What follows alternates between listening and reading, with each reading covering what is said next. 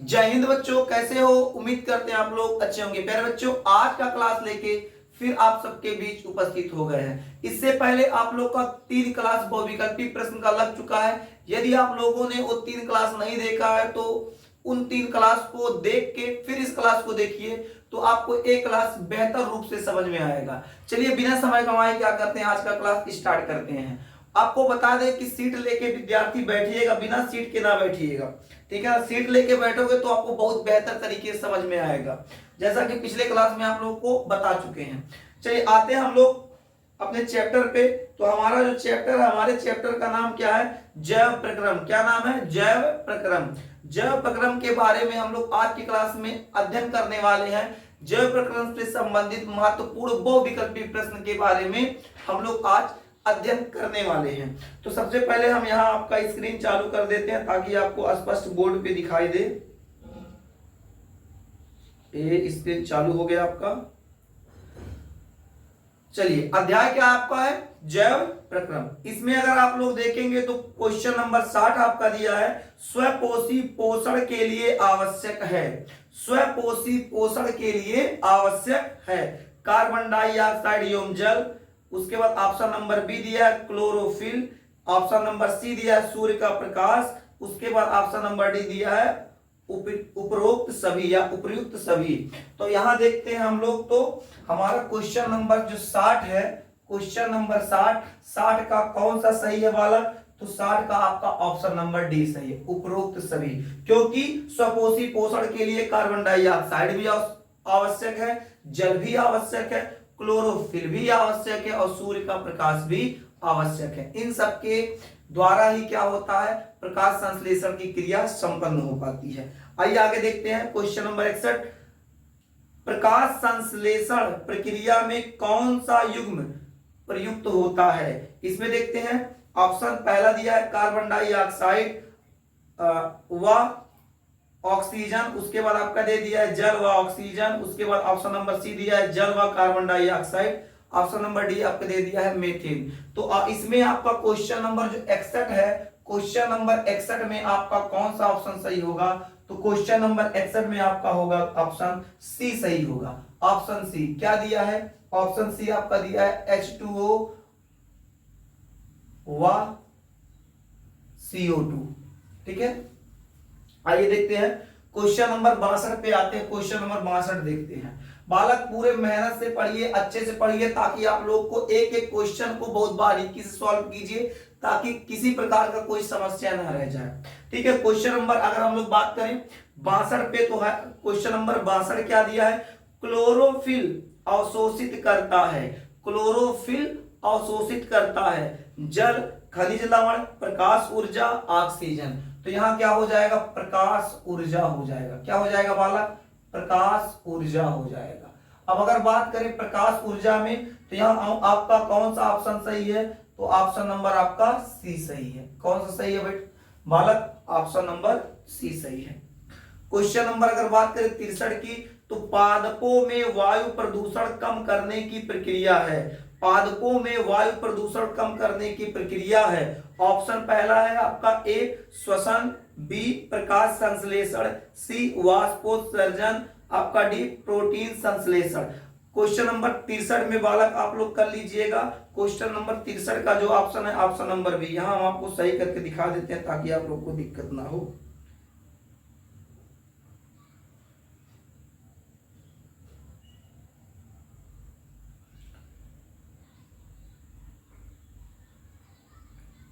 और 62 में आपको कौन सही है? प्रकाश ऊर्जा।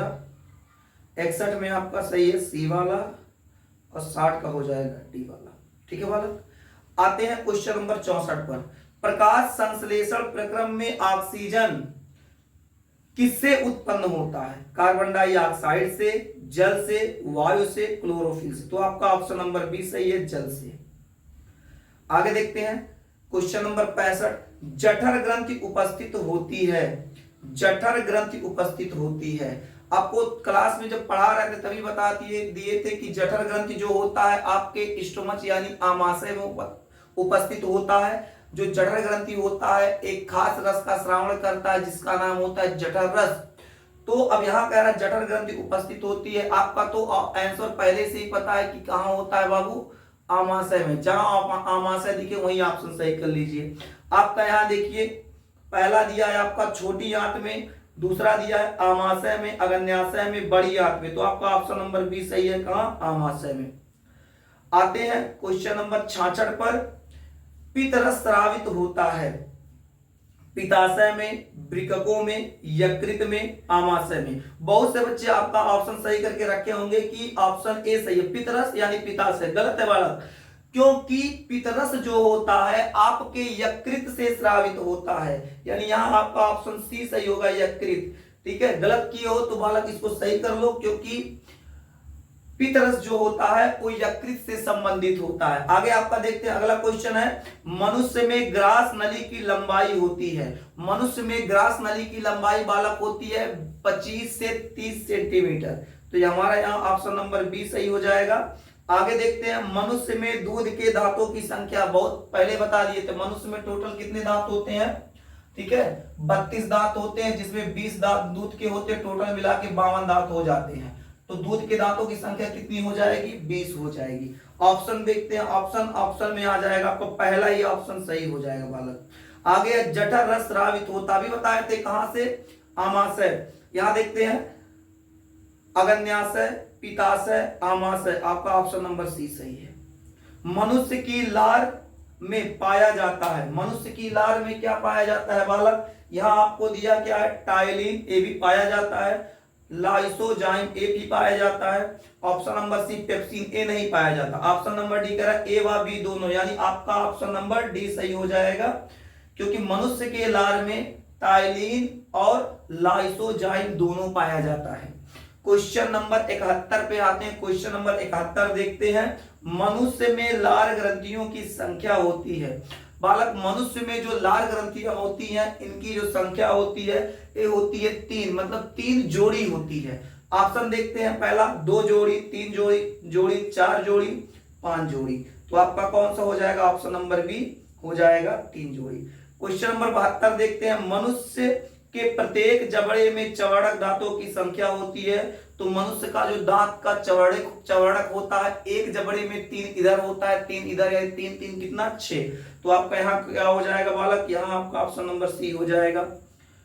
क्वेश्चन नंबर 73 पे आए तो क्वेश्चन नंबर 73 दिया है, पौधों में जाइलम किसके लिए उत्तरदायी होता है। तो पौधों में जाइलम उत्तरदायी होता है बाबू जल परिवहन के लिए। किसके लिए, जल परिवहन के लिए। आगे कह रहा है पौधों में जल के लिए, माफ कीजिएगा, पौधों में जल के परिवहन के लिए होता, अभी ऊपर बताया जाइलम, यहां भी हो जाएगा आपका जाइलम। पौधों में भोजन स्थानांतरण होता है, ये होता है फ्लोएम। याद रखिएगा, जल परिवहन कहेगा तो आपका जाइलम हो जाएगा, जल परिवहन कहेगा तो जाइलम हो जाएगा। और आपका जब भोजन के बारे में बताएगा, भोजन स्थानांतरण कहेगा तो आपका फ्लोएम हो जाएगा। क्या हो जाएगा, फ्लोएम हो जाएगा। ठीक है, आगे देखते हैं, मनुष्य आगे क्या कह रहा है, स्वस्थ मनुष्य में सामान्य रक्तदाब। देखो आपको बताया था सामान्य रक्तदाब, ठीक है, नॉर्मल ब्लड प्रेशर कितना होता है बालक, 120/80। हाई ब्लड प्रेशर कितना होता है, 150/90। और आपका लो ब्लड प्रेशर कितना होता है बालक, आपका हो जाता है, लो ब्लड प्रेशर हो जाता है 100/60 हो जाता है। तो आपसे क्या पूछा, नॉर्मल ब्लड प्रेशर पूछा है, क्या पूछा, सामान्य मनुष्य के सामान्य मतलब नॉर्मल रक्तदाब ब्लड प्रेशर कितना होता है। तो आपका ऑप्शन नंबर सी 120/80 हो जाएगा। उम्मीद करते हैं आपको समझ में आ रहा होगा। अगर किसी प्रकार की समस्या होती है, आपको लग रहा है कि क्लास तेज चल रहा है, तो वीडियो को थोड़ा पीछे करके देखिएगा, आपको अच्छी तरीके से समझ में आ जाएगा। क्योंकि हम लोग यहाँ महत्वपूर्ण बहुविकल्पी 200 प्रश्नों का सीरीज कर रहे हैं, तो हमको तेजी से करना पड़ेगा, क्योंकि एक से कई अधिक क्लास लगेंगे। इससे पहले 3 क्लास लग चुका है, इसके बाद देखिए आपका कितना क्लास लगता है। ठीक है। तो हम लोग बहुत बारीकी से एक एक चीजों को देखेंगे, ध्यान से समझेंगे, क्योंकि आपका जो सीट है, जब आपको क्वेश्चन पढ़ाया जा रहा था तो सीट देने से पहले उसके बारे में आपको अच्छे तरीके से समझा दिया गया था। इधर आपका जो सीट चल रहा है तो सीट में सिर्फ आपको प्रैक्टिस करना है, क्वेश्चन देखना कि आपसे कितना क्वेश्चन बन पा रहा है। आप उम्मीद करते क्वेश्चन बना के रखे होंगे। आपका एक क्लास आपको रिवीजन के लिए आपको बताया जा रहा है कि किस प्रकार से आप अपना क्वेश्चन, कितना क्वेश्चन सही किए हैं। उम्मीद करते हैं कि आप लोग यहाँ पूरा क्वेश्चन सही किए होंगे। बहुत टफ नहीं है, बहुत आसान है, बहुत कठिन नहीं है बालक, ठीक है ना। आगे देखते हैं, अगले पेज पे आते हैं ताकि आपको आगे समझा सकें। क्वेश्चन नंबर 77 है, मानव के हृदय में कोष्ठकों की संख्या होती है। मानव के हृदय में कोष्ठकों की संख्या होती है। ऑप्शन दिया आपका 4, 2, 6, 8। कितना होता है बालक? ऑप्शन नंबर आपका ए सही है। कितना? 4। कितना होता है? 4। तो आप यहाँ आप अपना ऑप्शन सही कर लो, 4, ठीक है।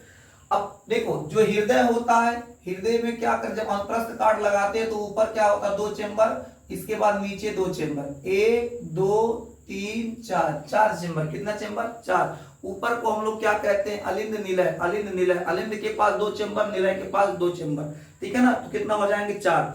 आगे कह रहा क्वेश्चन नंबर 78, शुद्ध रक्त को शरीर के विभिन्न भागों में ले जाती है। हृदय का देखिए, ये हृदय का पार्ट होता है, धमनी शिरा को पढ़ाए थे, वहां बताए थे कि शुद्ध रक्त को ले जाने का काम कौन करता है? जी, महाधमनी करती है। ऑप्शन देखते हैं, शिरा, महाशिरा, दाया निलय, महाधमनी। आपका यहाँ ऑप्शन हो जाएगा डी वाला, महाधमनी, ठीक है। आगे देखते हैं क्वेश्चन नंबर 80, मूत्र निर्माण होता है। देखो, पेशाब जो निर्माण होता है, मूत्र निर्माण होता है आपके वृकक यानी किडनी के अंतर्गत होता है।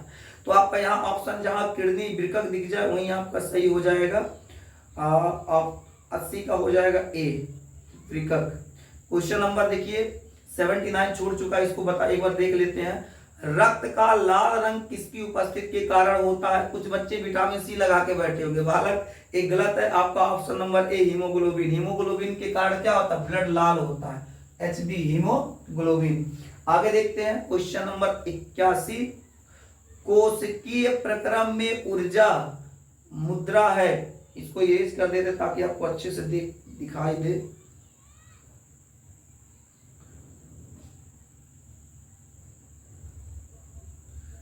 ये आपका इसमें ऑप्शन ए सही है, यहाँ भी ए सही है।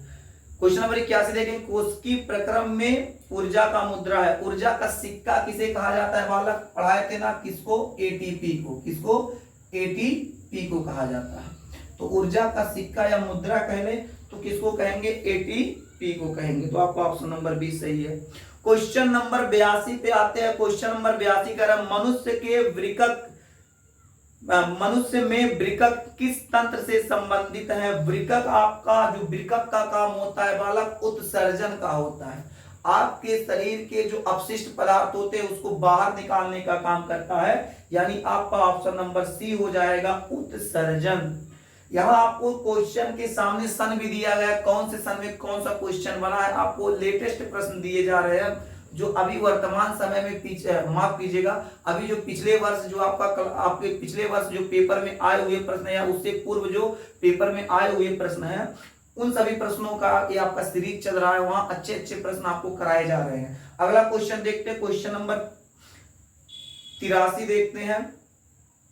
मनुष्य में पाचन की शुरुआत किस अंग से होती है? मनुष्य में पाचन, देखो मुख आपको बताया थे, पाचन का स्टार्ट कहां से होता है? मुख से। और कहां तक जाता है आपका?